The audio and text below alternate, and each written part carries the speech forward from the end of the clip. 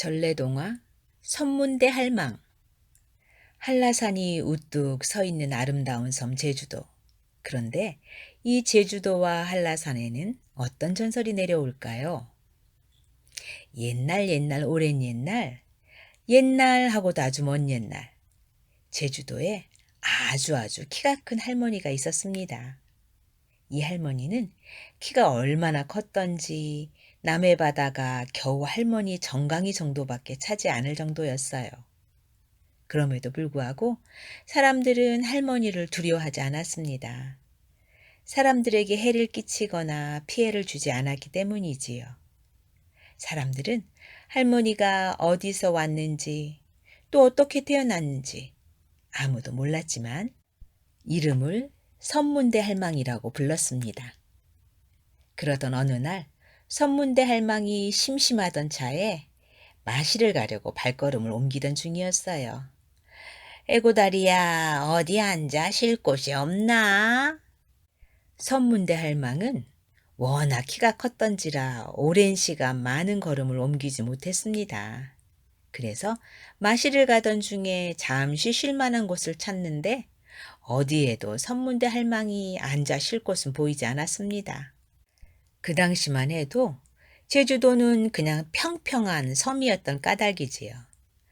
아이고, 이놈의 곳은 낮고 평평해서 편히 앉을 수가 없네. 안 되겠다.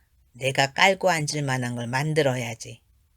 선문대 할망은 마침 심심하던 차에 잘 되었다 싶어 무태흙을 치마에 퍼 담아다가 제주도 한가운데 쏟아붓기 시작했습니다. 한 번 포옮기고 또 한 번 포옮기고 또 한 번. 그렇게 흙을 7번을 퍼다 나른 흙은 높이 쌓여서 큰 산을 이루었는데 그 산이 바로 한라산이 되었습니다. 그리고 이때 치마에서 떨어진 자그마한 흙들이 한라산 주위에 작은 산들을 이루었어요. 그것은 오름이라는 작은 화산이 되었지요. 이젠 좀 앉아서 쉴만해졌군. 선문대 할망은 만족한 웃음을 지으며 한라산을 걸치고 앉아 다리를 쭉 폈습니다. 그런데 여러 번 흙을 퍼 나르다 보니 선문대 할망은 낡은 치마에 구멍이 숭숭 뚫리고 말았지요. 한 벌뿐인 옷에 구멍이 났으니 실로 낭패스러운 일이었어요. 에고, 마실이고 뭐고 구멍난 옷부터 꿰매야겠군. 그런데 왜 아랫도리가 얼얼하지? 선문대 할망은 성큼성큼 걸음을 옮기더니 일출봉과 성산봉에 다리를 하나씩 걸치고 치마를 걷어 올렸습니다. 그러고는 폭포같이 떨어지는 오줌을 누었지요. 그 소리가 얼마나 큰지 천지가 흔들릴 정도였어요. 또 그 힘이 어찌나 센지 제주도 섬의 한쪽 귀퉁이가 떨어져 나갈 정도였지요. 떨어져 나간 귀퉁이는 제주도 옆에 있는 섬 우도가 되었습니다. 아이고 시원하다. 이제 앉아서 빨래를 해볼까? 선문대 할망은 관탈섬 앞바다에 빨래를 놓고 손으로는 한라산을 짚고 두 발로는 빨래를 풍덩풍덩 밟으면서 빨래를 하기 시작했어. 풍덩풍덩, 철썩철썩, 흥얼흥얼. 선문대 할망은 콧노래까지 불러가며 치마를 발로 밟고 쓱쓱 비비면서 열심히 빨래를 했습니다. 그 사이 해가 지고 밤이 찾아왔지요. 달빛도 구름에 가려 선문대 할망이 눈을 깜빡이고 또 깜빡이며 바느질을 하는데 구멍을 제대로 꿰매는지 바늘이 손을 찌르는지 알 길이 없었습니다. 에고, 이렇게 어두워서야 구멍을 어떻게 꿰매누? 솔불이라도 피워야겠네. 선문대 할망은 바위 하나를 높이 세워놓고 거기에 다시 넓적한 바위를 하나 더 얹어서 등잔을 만들었어요. 이것이 등경돌인데 지금도 일출봉에 우뚝 솟아 있답니다. 선문대 할망은 등경돌 위에 솔불을 얹어놓고 바느질을 마쳤습니다. 에고, 옷이 한 벌에 속옷도 없으니 불편하네. 옷 한 벌 더 있었으면. 선문대 할망은 바느질을 끝내고 한라산을 베고 누웠습니다. 워낙에 키가 컸던지라 발이 남쪽 바다까지 가 닿았습니다. 아, 좋다, 좋아, 좋아.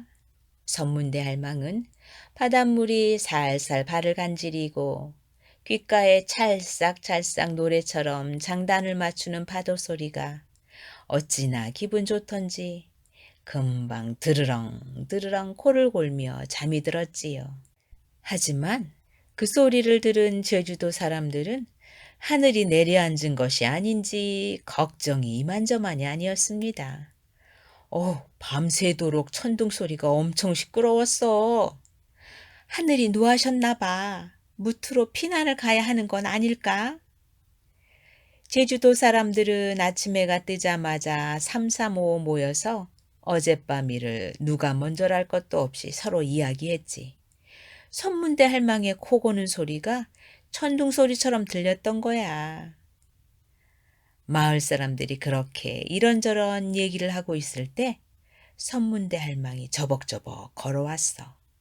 그러고는 대뜸 이렇게 물었지. 아, 이보게들 내 얘기 좀 들어보겠나?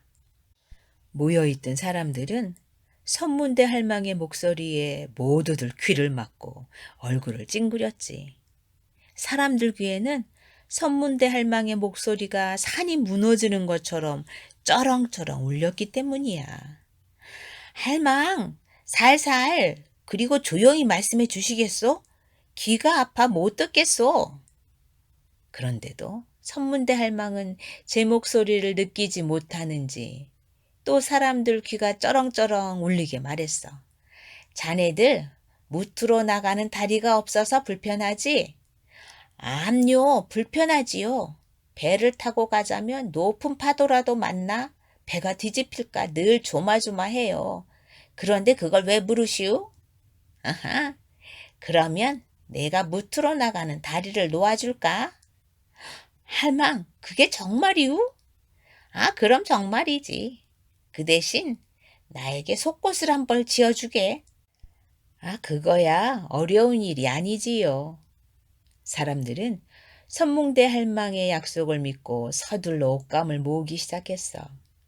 한라산을 깔고 앉을 만큼 커다란 선문대 할망이니 속옷이라 해도 명주, 백필은 능히 필요했지. 사람들은 하루, 이틀, 사흘, 한 달, 두 달, 지방 곳곳에 있는 명주를 샅샅이 뒤져 모았지. 그동안 선문대 할망은 사람들과 약속한 대로 바위와 흙을 날라다 다리를 놓기 시작했어. 한라산을 만든 선문대 할망에게는 그깟 다리쯤이야 식은 죽 먹기보다 쉬운 일이었지. 선문대 할망은 배가 고프면 커다란 바위를 서너 개 세워놓고 솥을 걸어 밥을 해 먹어가면서 쉬엄쉬엄 다리 놓는 일을 계속해 나갔어. 아, 얼마 있으면 내 속옷이 생기겠지? 아이고 좋아라. 선문대 할망은 새 속옷이 생긴다고 생각하니 저절로 흥이 났습니다. 그래서 더욱 열심히 다리를 놓았지요. 그런데 선문대 할망의 이런 바람에는 아랑곳 없이 명주를 모으던 사람들은 근심에 쌓여 있었어요. 명주 100필이 필요한데 한 필 모자라는 99필밖에 명주를 구하지 못했기 때문이지요. 한 필이 모자라서 온전한 속옷을 만들 수 없었던 것입니다. 아, 이 일을 어찌할꼬? 명주 한 필이 모자라네. 큰일이네, 큰일이야. 사람들이 속옷을 짓다 말고 쩔쩔매는 걸 선문대 할망이 보고 물었어. 아, 옷 짓다 말고 왜 쩔쩔매고 있누? 아, 옷을 짓는데 꼭 한 필이 모자라 그러. 그 말을 들은 선문대 할망은 괜히 심술이 났어요.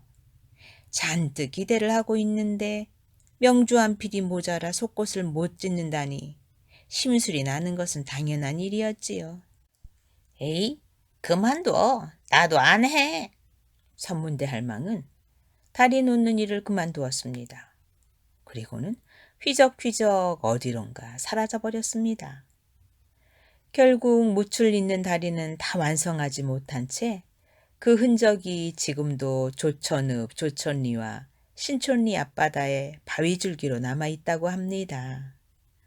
그 사람들은 선문대 할망을 다시는 보지 못했습니다. 그런데 도대체 선문대 할망은 어디로 가버린 걸까요? 들리는 이야기에 따르면 깊은 물마다 들어가 자기 키와 비교해 보다가 물장오리라는 곳에서 물에 빠져 죽었다고도 하고, 또 다른 얘기는 선문대 할망이 500명이나 되는 아들들에게 먹이려고 큰 솥에 죽을 끓이다가 잘못해서 빠져 죽었다고도 전해집니다. 이렇게 전해지는 이야기가 다 다른 까닭은 전해지는 지역마다 이야기가 달리 전해졌기 때문일 거예요. 하지만 선문대 할망에 대한 소식은 그 후로 아무도 듣지 못했고 전해지지도 않았으며 본 사람도 없다고 합니다. 어쩌면 지금도 어느 섬을 깔고 앉아 빨래를 하고 있는지도 모를 일입니다.